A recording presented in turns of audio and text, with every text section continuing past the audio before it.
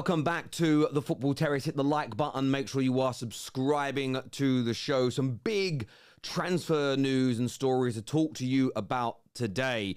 But before we go any further, download the app for OneFootball. I've said it many times before and I endorse it again. It's the best one-stop shop for football news, league tables, statistics, live scores, live football matches as well, Serie A games and much, much more, plus great fan content as well. So go and check it out. It's free to download. It's free to use. It never costs you a penny. So why would you not use it? Simple and as straightforward as that. Scan the QR code on that screen. Lots to talk about today. And I actually wanted to start off with Tottenham. We've got Man United stories, we've got Arsenal stories to go into today. But I wanted to start with a little bit of Tottenham today.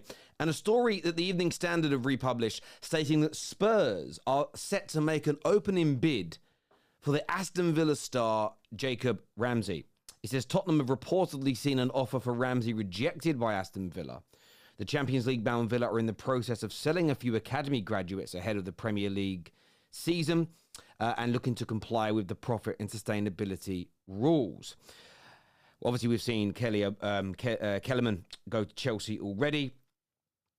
Lewis Dobbins and Ian Matson have both been heading in the other direction meanwhile. So this initial bid has been rejected as of right now by Aston Villa, but it's seemingly something that Spurs want to progress with, something that Spurs want to essentially make happen. They want to get over the line. They want him to be a Spurs player. Now, Tottenham fans, I really want to get your views and your opinions on this. I want to understand what you make of it. I genuinely want to understand what you make of it. Let me know in the comment sections below. Now, another deal involving Tottenham also involves Arsenal as well, and I want to get some opinions on this. Talksport today have published that Spurs are interested in Crystal Palace's Eze and could look to activate his release clause in his contract. And what I find very interesting about this is that it kind of goes against what a number of big Tottenham accounts have said recently, that Spurs are potentially looking to move away from a deal for Eze. Now, I didn't really understand that first and foremost. He is the profile, he is the quality, he has absolutely everything that Tottenham should be aiming for. Until we saw this story from Simon Phillips. Now, Simon Phillips has stated that Arsenal are serious when it comes to Eze. He says pretty much every top club in Europe is looking and considering the player, and why would they not be? We know how talented Eze is, including Chelsea and Liverpool. But it's Arsenal who are pushing the most for Eze right now. Now, Simon Phillips is predominantly a Chelsea reporter. He's very well connected at Chelsea. He's very well put together. So I happen to trust him. He isn't somebody who is fishing for Arsenal followers. He isn't somebody who is going to try and...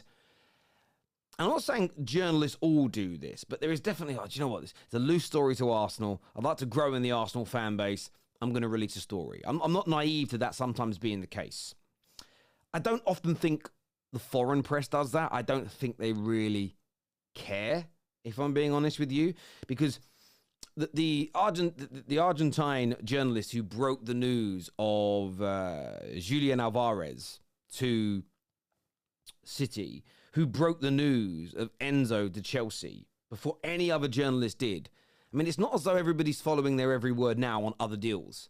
It was just that particular moment. So equally with Simon Phillips, I don't think he's out there going, I need to grow my Arsenal fan base. He is Chelsea through and through. That's all he really cares. In fact, it's probably going to trigger some of his Chelsea fan base that he's putting, that we know what fans are like in this world. All fans of all clubs.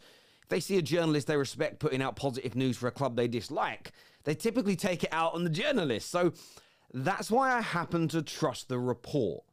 Doesn't mean Arsenal will get it done. That is not what I'm stating. So nobody twist my words.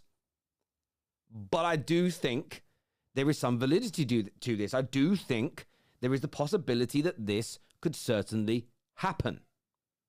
Now, Eze to Arsenal is an excellent deal. And I want to state again, and I want to say this with some vim. We were just sort of spitballing and talking on Straight Facts yesterday. If he's available for 50 million and Nico Williams is available for 45, Isak 115 million according to reports.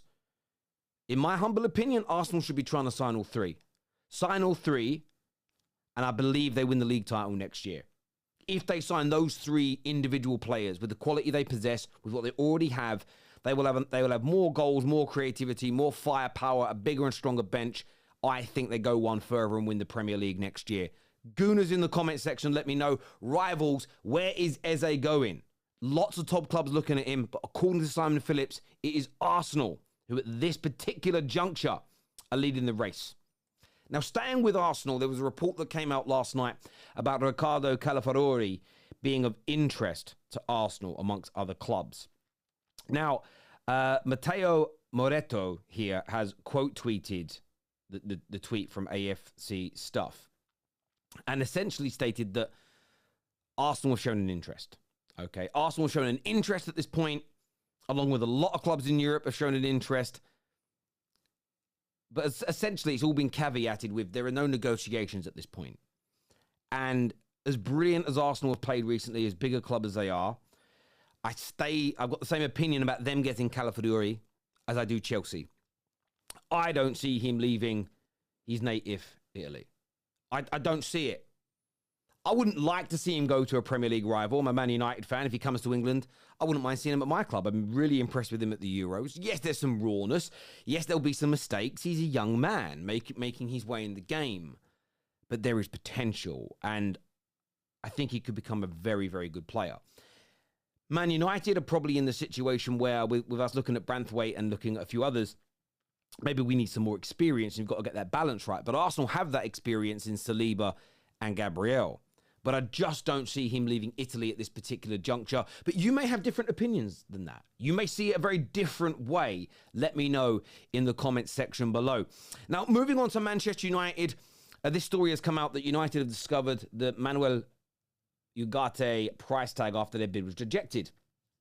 The Uruguayan midfielder has emerged as a key target for the Red Devils, just 1 year after he almost joined Chelsea from Lisbon before heading to Paris. United believed to have seen an opening bid worth around £25 million dismissed earlier this week. The Daily Telegraph claimed that PSG are looking for a fee around £50 million as they look to recoup most of what they spent on the 23-year-old last summer. And there's many strains to this story. Is he worth 50 million? Some would say he's definitely worth more than 25 million. I like how United have gone in low again, trying to get the best deals possible.